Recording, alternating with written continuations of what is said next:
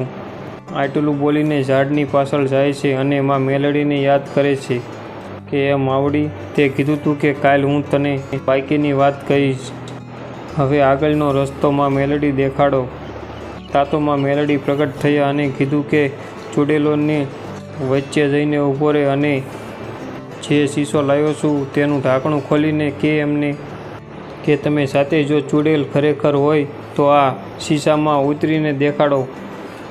આ સાંભળીને ચૂડેલો હસવા લાગી અને કહેવા લાગી, એક વખત તો શું 21 વખત આ શીશામાં ઉતરીને દેખાડવી, પણ પછી તું અમને ઘીરે લઈ જઈશ ને?